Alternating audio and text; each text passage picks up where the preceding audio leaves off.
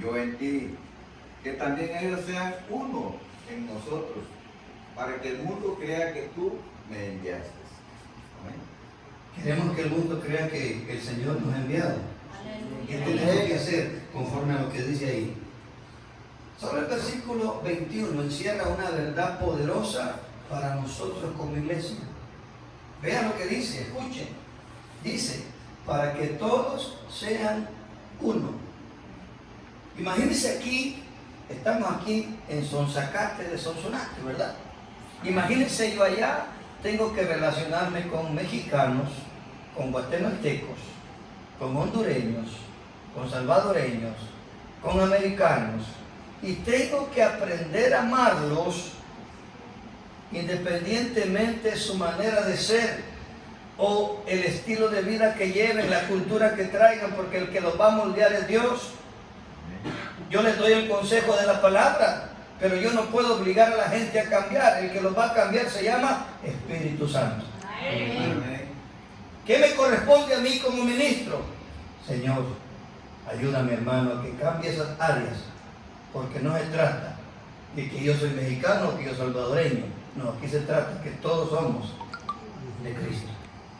Y por eso dice el pasaje, para que todos seamos uno, como tu Padre, dijo Jesús, tu Padre, oh Padre en mí y yo en ti, que también ellos, hablando de nosotros, que ellos sean uno en nosotros, para que el mundo crea que tú me enviaste. Cuando la gente inconversa vea la unidad en nosotros de verdad, entonces quien está llevando gloria y honra, como dice el pasaje, es Jesucristo. ¿Queremos honrar a Jesús de verdad? Porque ser cristiano no solamente es decirlo, hermano. Aquí hasta el diablo es cristiano ahora. Mire que hoy el diablo tiene iglesias, discotecas tiene adentro. Luces de colores y parece eso tremendo dentro de esos lugares. No, hermano. La iglesia del Señor es santa. El Señor dice que viene por una iglesia sin mancha y sin arruga. Eso no significa que somos perfectos, pero vamos santificándonos cada día. Y le tengo buenas noticias. Usted solamente dispóngase, alguien más que me busque, primer carta de Tesalonicenses, capítulo 5, versículo 23. Alabado sea Jesús. Vean lo que dice, le estoy hablando de lo que el Señor dijo en su palabra, aquel remanente que Él estaba preparando, que aún a estos tiempos nadie ha podido detener, hermano, el Evangelio. Y han intentado una y otra vez de parar el Evangelio y no han podido y ni podrán jamás.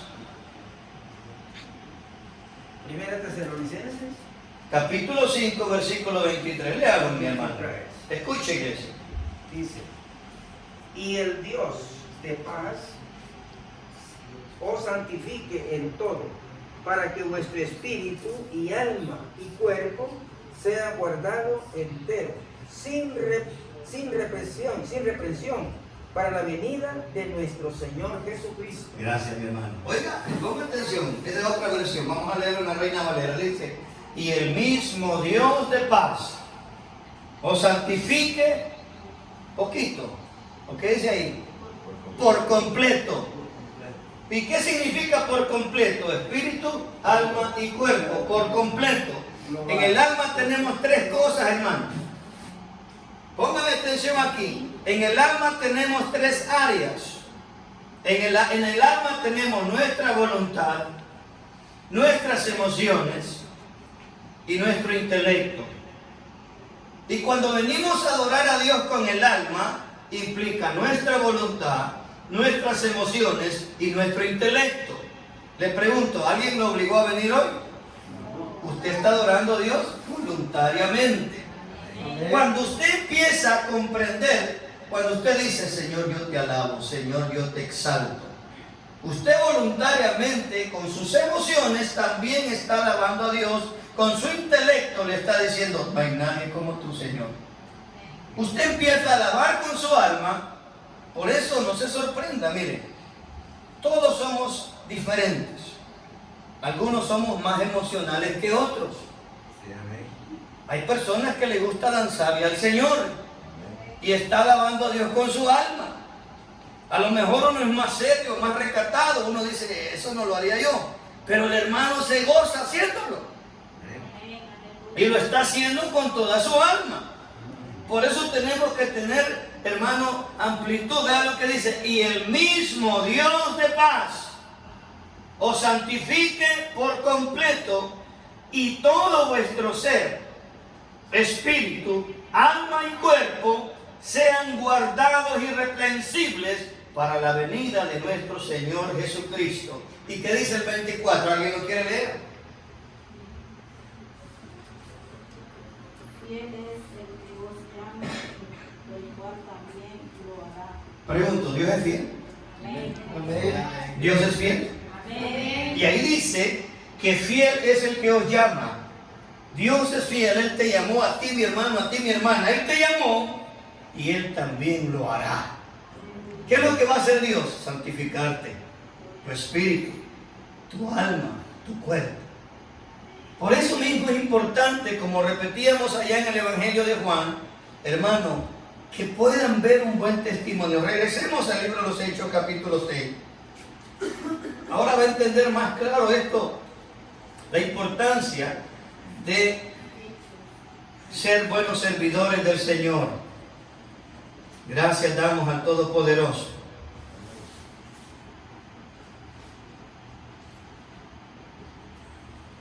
Versículo 3, buscad, dice. La palabra buscad o buscar nos habla, hermano, de que uno tiene que tener dirección de Dios y madurez de Dios para poder observar quién cumple con los requisitos de Dios para que sea una bendición en la casa de Dios. Porque si no cumplimos con los requisitos, hermano, vamos a hacer más de tropiezo que de bendición. Pregunto, ¿usted ya alcanzó la perfección? Yo no, hermano. Yo todavía soy pecador. Si no fuera por la gracia de Dios y su misericordia, yo no estuviera aquí. Él me sostiene. Él me ayuda. Jesús intercede por nosotros. Según su palabra, aún el Espíritu Santo intercede por nosotros. Romanos capítulo 8, versículo 26 dice que el Espíritu Santo ora, intercede por nosotros. Y el versículo 34 dice que Jesús está delante de Dios intercediendo también por nosotros para que aguantemos y pasemos las pruebas. Ahora, volvamos acá. ¿Cómo podemos saber entonces que estamos llenos del Espíritu Santo? ¿Cuál es la garantía que usted y yo tenemos que realmente estamos llenos del Espíritu Santo? Estamos llenos del Espíritu Santo cuando lo buscamos en la mañana y lo buscamos a todo momento para estar llenos del Espíritu Santo, no estar vacío. Esa es una parte de la verdad. Parte de la verdad. Porque esa es una responsabilidad individual, hermano. Nuestro oxígeno tiene que ser la búsqueda de Dios cada mañana, porque si no oramos, hermano, estamos desventajados. Los frutos son los que van diciendo qué es lo que el hermano va haciendo, va caminando. Por sus frutos se conoce el árbol. Exactamente. De tal manera que árbol que no da buen fruto, Recuerde, el hermano tiene mucha razón. Vaya conmigo a Gálatas capítulo 5. No me pierda Hechos, porque vamos a entender. La llenura del Espíritu Santo testifica por la misma palabra. Una persona llena del Espíritu Santo mostrará el fruto del Espíritu Santo. Repito eso, una persona llena del Espíritu Santo reflejará el fruto del Espíritu Santo. Y el número 1, ¿cuál es? Mas el fruto, no dice los frutos. Observe bien, ahí no dice los frutos del Espíritu Santo. Ahí dice el fruto. Mas el fruto del Espíritu Santo es amor. ¿Cómo anda una persona llena? Con amor. ¿Qué más anda la persona? Gozo. ¿Qué más anda la persona? Paz. Paciencia. benignidad, bondad, fe, mansedumbre, templanza, que es el dominio propio. Y dice, contra tales cosas no hay ley. Si yo estoy lleno del Espíritu Santo, tengo que reflejar sus frutos. ¿Cómo actuaba Jesús, nuestro Rey, nuestro Redentor, nuestro Salvador, lleno de la gloria eterna del Padre? Cuando venía al pueblo, ¿cómo los trataba? Pero ¿cómo trataba a los fariseos Jesús? ¿Ve la diferencia? Ahí tenemos que analizar cómo Jesús trataba a los fariseos y cómo trataba al pueblo. En el Sermón del Monte Jesús nos deja un panorama claro cómo él trataba al pueblo. Bienaventurados los pobres en espíritu, porque de los tales es el reino de los cielos. ¿Cuántos pobres en espíritu hay aquí? Yo soy pobre en espíritu, ¿no? Yo tengo necesidad de Dios todos los días. Yo soy pobre en espíritu. Yo soy un pobre en espíritu y quiero más de Dios. Aleluya. El que dice que no necesita de Dios ya no es pobre en espíritu. Pero ¿dónde está agarrando su fortaleza? Si el único que nos fortalece es Dios. Por eso, como dice el pasaje, que el fruto del Espíritu nos garantiza que estamos llenos de Él. Ahora, no confundamos los dones del Espíritu, porque una cosa son los dones del Espíritu y otra cosa es el fruto del Espíritu. Que yo hable en lenguas angelicales y que profetice no me garantiza que estoy lleno del Espíritu. ¿Entienda eso? El hecho que yo hable lenguas angelicales no me garantiza que esté lleno del Espíritu Santo. Ese es un don. Y el Espíritu Santo lo da como Él quiere. Y según la Escritura, Romanos 11:29, dice que irrevocables son los dones y el llamamiento. Hay de nosotros cómo lo estamos usando. Hay de nosotros qué cuenta le vamos a dar a Dios. Que no nos pase como aquel que enterró el talento, ¿verdad? Sino que los multipliquemos, que aquel que le dio 5 talentos le entreguemos 10.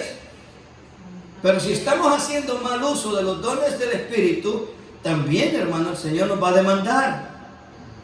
Por eso, mi deseo esta noche es que usted pueda ampliar más el entendimiento en su mente y su corazón.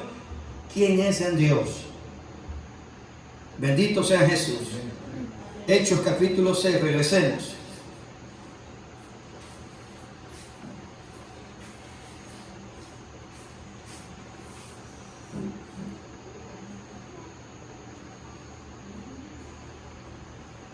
¿Cuántos queremos privilegios? Gloria a Dios por esos 4. ¿Cuántos queremos privilegios? Amén. Anhelemos privilegios, iglesia. Pero ahí hay 3 puntos importantes para nuestro desarrollo. Ahora vemos otro punto importante.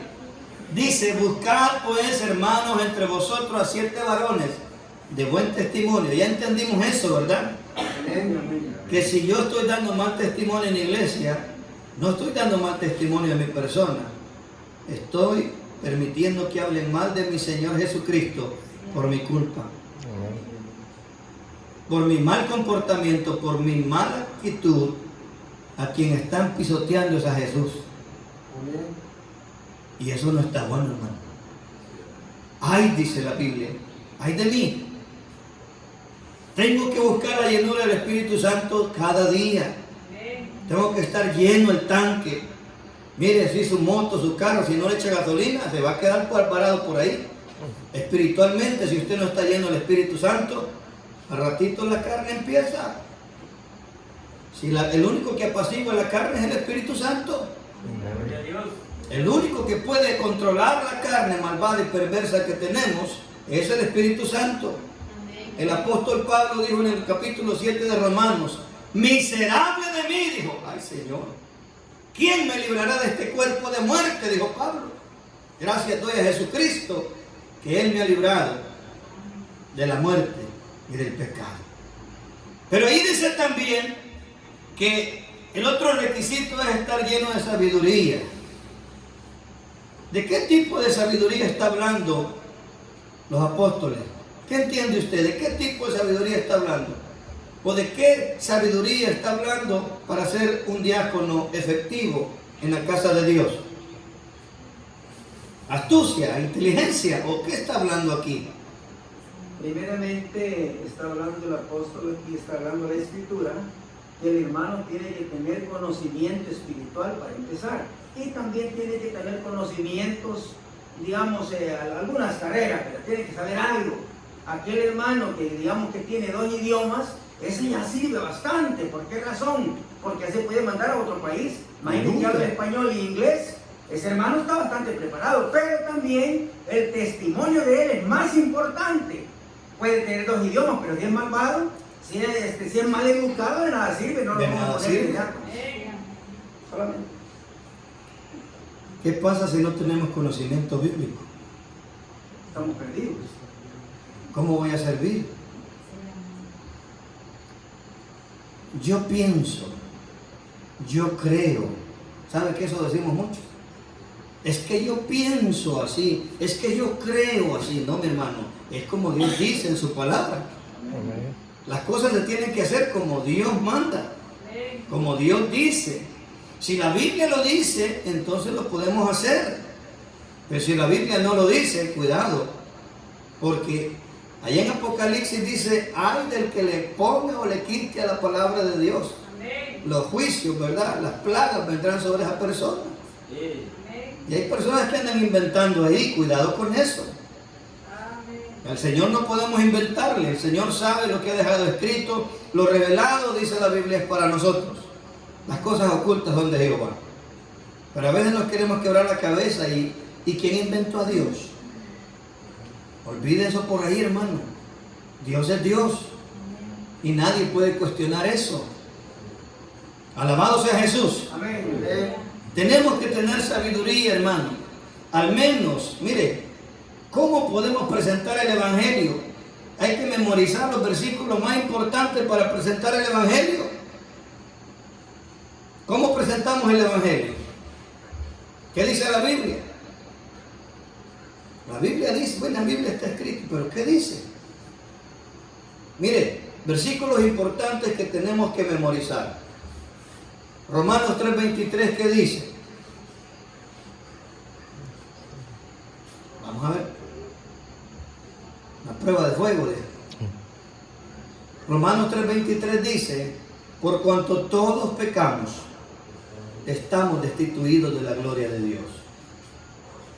Y Romanos 6:23 dice, porque la paga del pecado es muerte, mas el regalo, la dádiva de Dios es vida eterna a través de Jesucristo.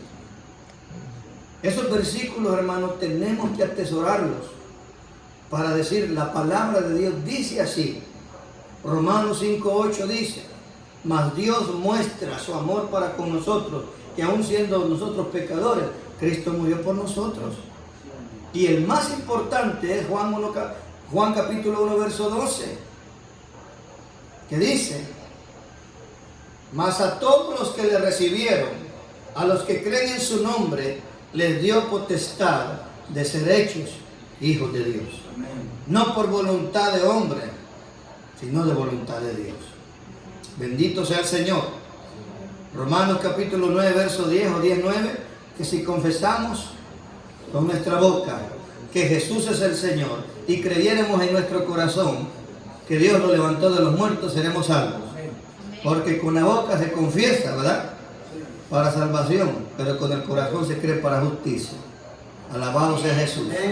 Entonces, tenemos que prepararnos con esos pasajes para estar, hermano, presentes, preparados para presentar defensa de lo que yo creo.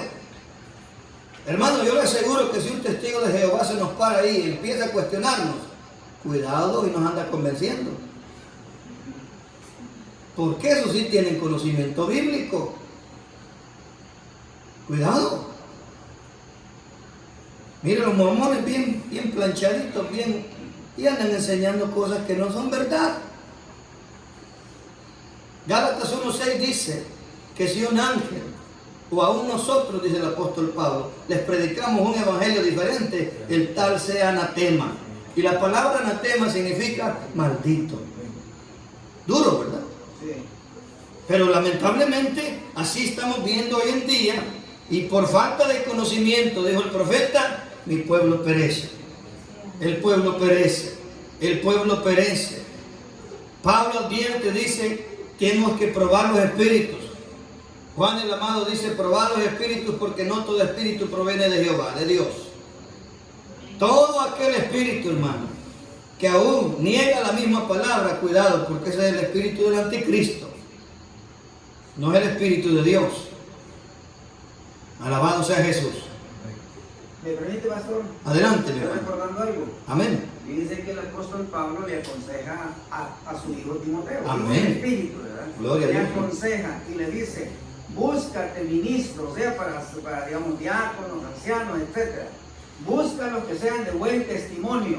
Amén. Marido de una sola mujer, no un neófito, no un principiante, pues que conozca bien la palabra, dice, y que trace bien la palabra de verdad. Amén. A estos envía. Aleluya. Recuerde que estamos en la dispensación de la gracia, y ahí tenemos que tener cuidado en la interpretación. En el tiempo de Pablo estaba muy de moda que tenían hasta 4 mujeres. Aleluya. El rey David tenía 500. Salomón tenía 1000. Yo no sé cómo le hacía el ingrato, pero yo no, con una que tengo no puedo. Digo, con 500, imagínate. Alabado sea Jesús. Pero cuando el apóstol Pablo empezó a poner orden en la iglesia, acuérdese que la mayoría de iglesias, como Corintios, como Filipos, como Galacia, hermanos, eran pueblos idólatras, perversos, malvados, y Pablo le tuvo que poner orden. ¿Por qué cree que a los corintios Pablo tuvo que poner velo a las hermanas? Porque las sacerdotisas, hermano, hacían aberraciones en el templo de Acera. ¿Cómo ministraban las mujeres? Prostituyendo a los hombres. Así ministraban todas las sacerdotisas. Y para que hubiera una diferencia entre las hijas de Dios, Pablo les puso el velo. Aleluya. Amén. A el pueblo de Corintios. Pero explicó Pablo bien lo del velo. Aleluya. Pero vean, lo que él nos dice en la Escritura es que para poder servir al Señor, imagínense, Pablo dice, así como el Señor lo alcanzó, manténgase. ¿Cómo podemos hacer entonces cuando una persona, un joven, viene todo tatuado? ¿Lo vamos a rechazar? No. Pero la Biblia dice no te tatúes. Pero si ya viene con tatuaje, ¿qué vamos a hacer? Y él recibe a Cristo. Usted recíbalo así. Ahora, si él se empieza a hacer más tatuajes, ese es el problema. Ahí sí, mira, ahí se va a meter en problemas el muchacho con el Señor. Porque tal como el Señor lo recibió, así tiene que continuar. Y los tatuajes que tiene van a ser testimonio de cómo el Señor lo rescató del mundo donde andaba. Amén. Amén. Acuérdese que Dios es un Dios de misericordia y sus misericordias son nuevas cada mañana. ¿Por qué cree que cuando David pecó contra Dios y censó el pueblo, dijo David al profeta, prefiero caer en manos de Dios porque el hombre es muy cruel? Las manos del hombre son, hermano, el hombre no tiene misericordia de otro hombre. Imagínense la ocasión cuando le presentaron a estas 2 mujeres a Salomón, cuando supuestamente el hijo de la otra había muerto. ¿Se acuerdan la historia? ¿Quién ha leído eso? ¿Y qué dijo Salomón? ¿Saben qué? Tráigame al niño, lo vamos a partir por la mitad. Y la verdadera madre dijo, no, dijo, déjeselo que lo lleve ella. ¿Qué dijo Salomón? Ella es la verdadera madre, dérselo a ella. Porque una verdadera madre no va a permitir que maten a su hijo. Mientras la otra, que no era la madre, decía, sí, que lo partan, decía. ¿Estamos entendiendo? Sí. Por eso tenemos que conocer la Escritura. Alabado sea el Señor. Gracias damos al Rey, ¿verdad? ¿Alguien más quiere opinar en qué aspecto o ámbito hablaba Pablo? O el escritor de los Hechos, que era Lucas, el doctor Lucas, escribió el libro de los Hechos. Vemos cómo ¿verdad? Él encarga, ¿verdad?, que estos hombres trabajaran en eso. Buen testimonio, llenos del Espíritu Santo y de sabiduría. Voy a continuar en esa línea. ¿Hasta qué hora nos vamos a ir, iglesia? Vigilia. Ustedes digan. Aquí amanecemos, hacemos vigilia hoy. ¿Cuántos trabajan mañana? Yo porque aquí estoy, ¿verdad?, con todo el tiempo del mundo. Alabado sea Jesús. Bendito Señor. Es bien interesante, iglesia, cuando permitimos que el Señor nos dé la bendición. Aquí estamos. Ahora sí. ¿Por qué es importante esto que estamos tratando de entender? Acuérdese que el único sabio es Jesucristo. El único sabio es Dios. Él le da sabiduría a los hombres. Bueno, imagínense, el proverbista Salomón escribe el proverbio 8 y empieza a hablar de la sabiduría, clama por las calles. ¿Y quién es la sabiduría? Jesús. Jesús mismo es la sabiduría. Pero vean, algo que me inquietaba el Señor de compartir esta noche también es que al nosotros analizar el capítulo 6 de los Hechos, vemos que había necesidad de liderazgo. Dios necesita líderes espirituales, Dios necesita líderes de buen testimonio, Dios necesita hombres y mujeres de buen testimonio, llenos del Espíritu Santo y de conocimiento bíblico. ¿Para qué, hermanos? Para trabajar en su casa. ¿Por qué es importante eso? Todos necesitamos líderes. Y recuerden, los líderes que usted ve en la Biblia no eran, se hicieron. Repito de nuevo eso. Los líderes que están en la Biblia no eran líderes. Dios los hizo. Moisés, ¿cuántos años pasó para que Moisés fuera líder, ese líder tan grande que vemos en la historia?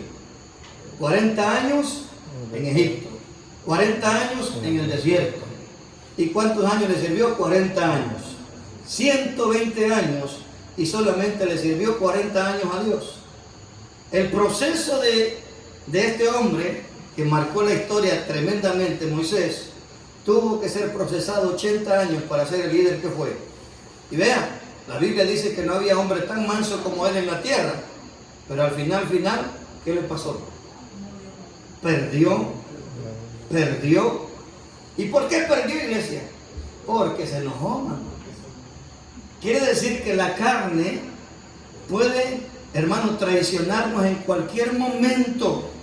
Si el espíritu no sujeta esta carne, hermano, así ve, como pólvora, ¡pum!